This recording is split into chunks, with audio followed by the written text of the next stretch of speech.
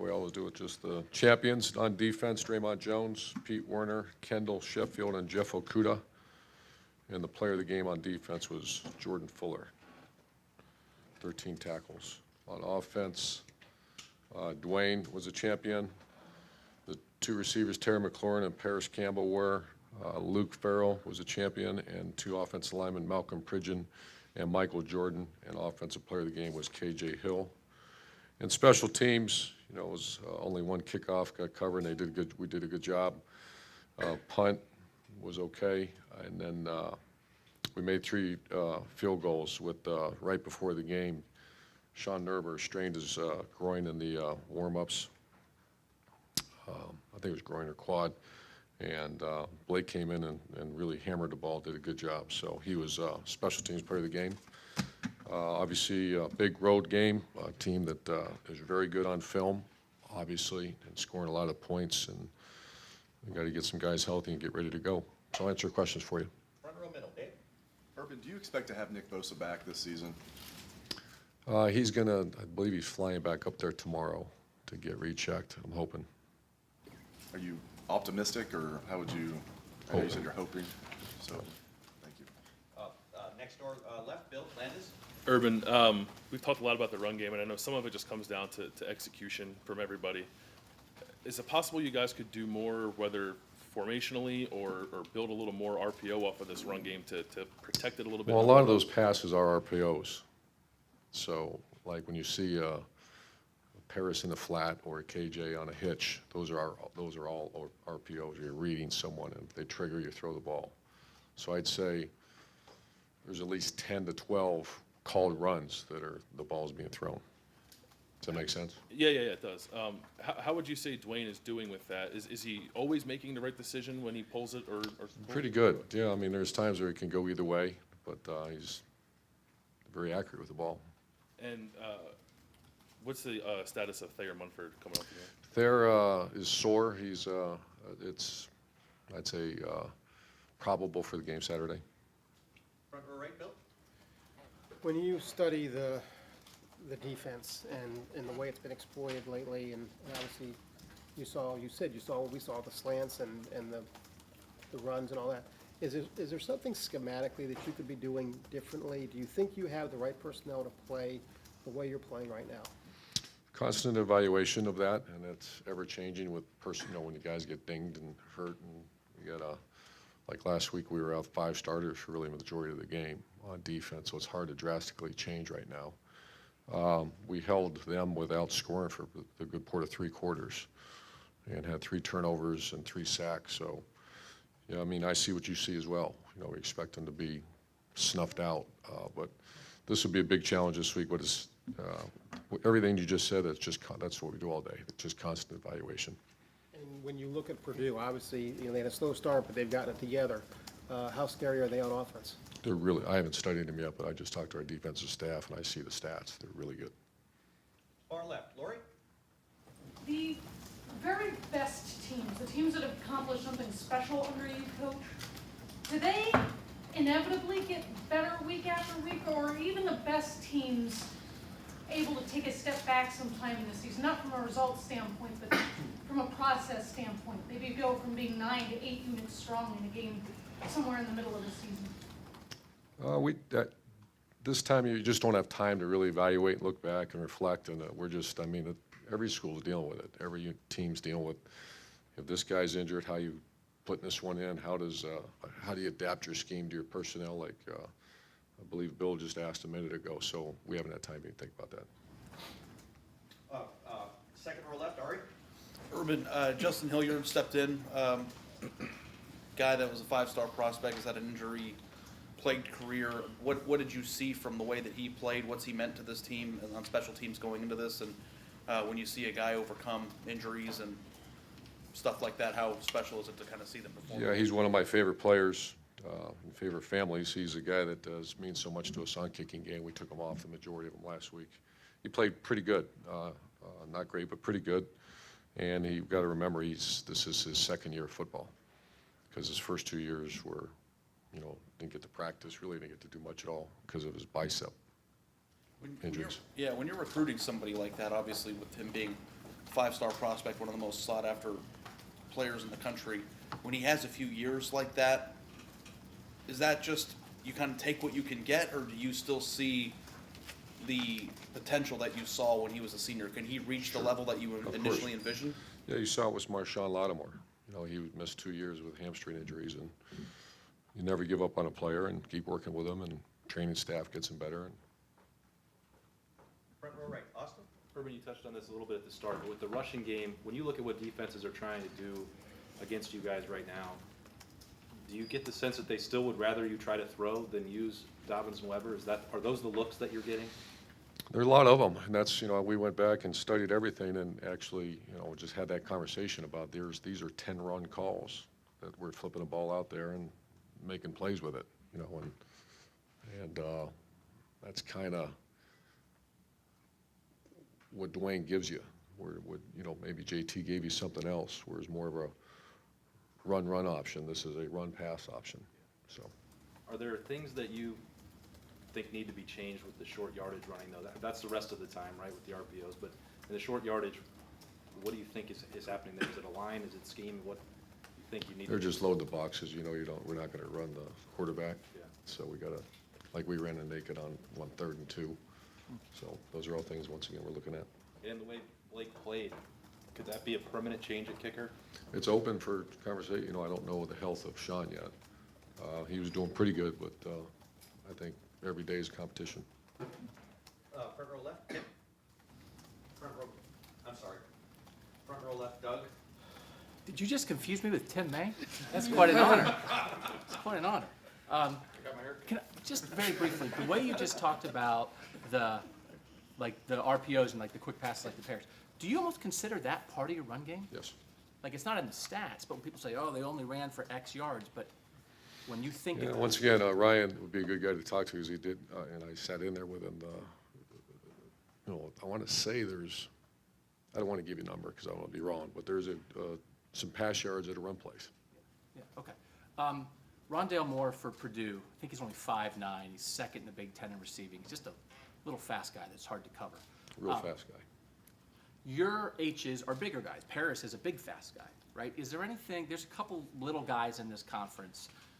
Lately, you had Dontre here, but lately, you know, it seems like maybe your H-backs are bigger. Is there anything that maybe, is it harder to get a 5'9" guy here and put him on the field at H consistently because maybe you're asking him to do things blocking or anything, or is it just coincidental?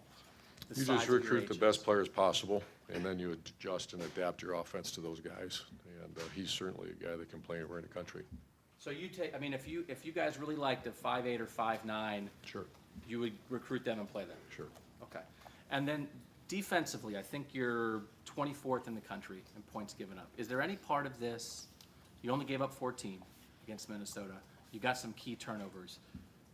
Is there part of you that thinks you can rely on turnovers, that maybe you'll give up yardage, but if you have some big play defenders, we'll get turnovers when we need them? Or can you not rely on turnovers?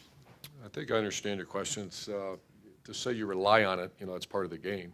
And we're very aggressive on defense. And, you know, and once again, Bill says, how do you know, do we have the right personnel to run our scheme? And then when you start, you know, we've dealt with safety suspended for a half because of the targeting. We've dealt with multiple injuries.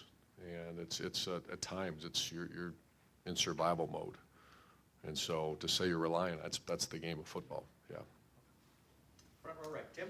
Urban, Isaiah Pryor, how did he play Saturday, and do you see progress suddenly at that other safety spot? What's just your take on that other safety spot halfway through the season now? I do see progress. I know at times it didn't look great, but he actually played okay. You know, once again, you know, that position's for the whole world to see. It's right out there for you. I thought Sean Wade come in and did some good things too. So that position is not finalized. You know, we're constantly evaluating that as well. But injuries kind of limit you. Yeah, I was going to ask you, is Wade going to see more time there, the way you're looking at the They're way he's still having that progressing? conversation today and tomorrow. Yeah. And then past that, your tight ends, you know, Farrell and Rashad Berry especially, how can they factor in to make the running game even better? And I mean, you know, you're always floating one of them, it looks like, you know, trying to get a little man advantage, things like that. But what do you see coming from that just particular group down the road?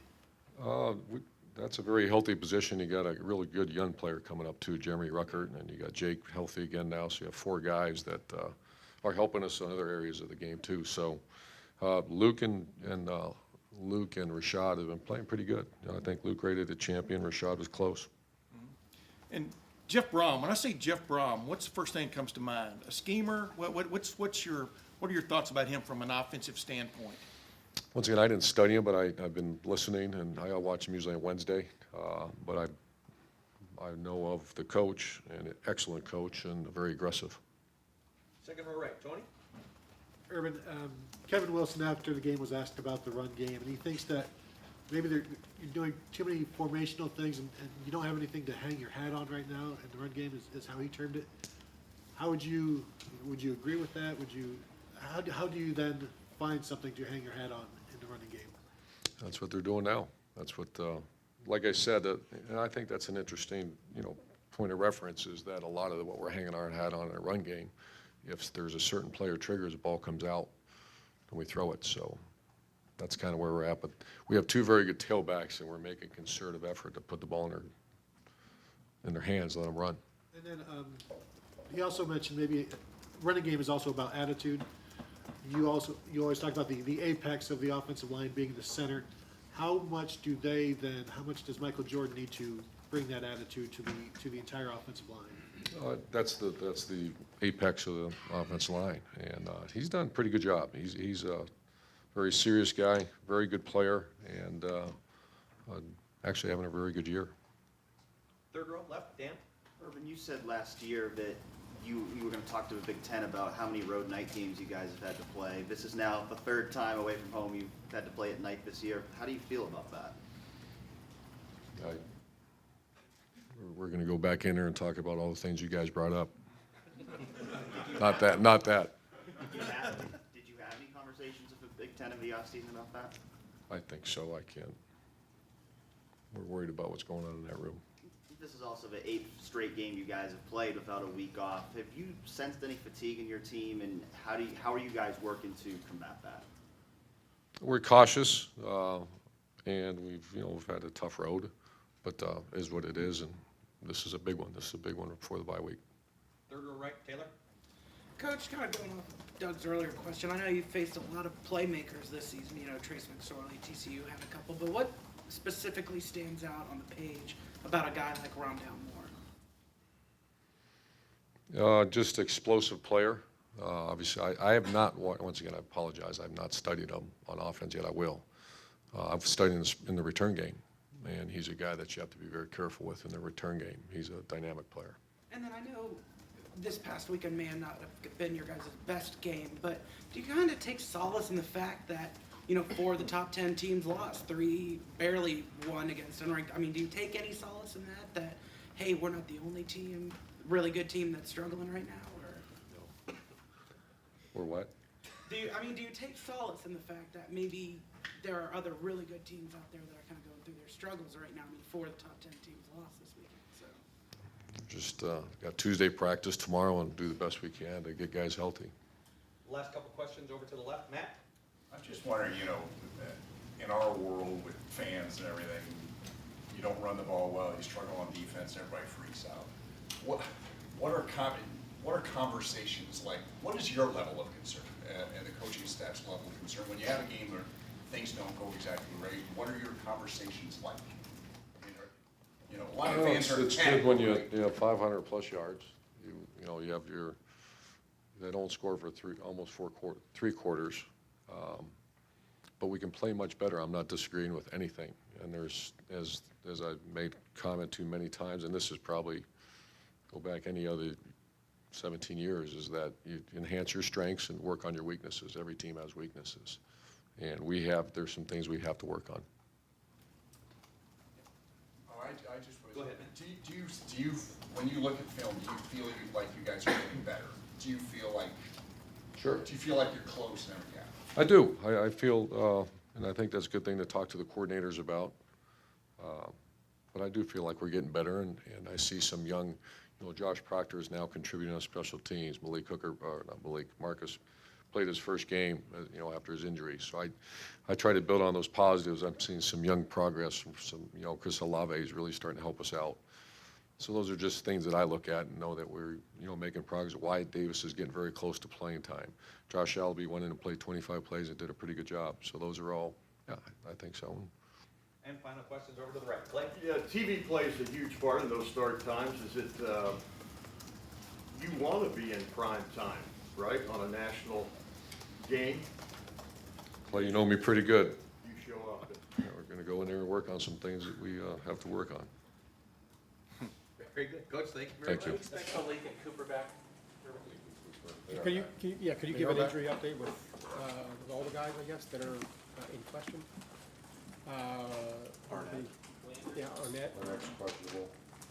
Landers is probable. Malik Harrison's back and Cooper's back.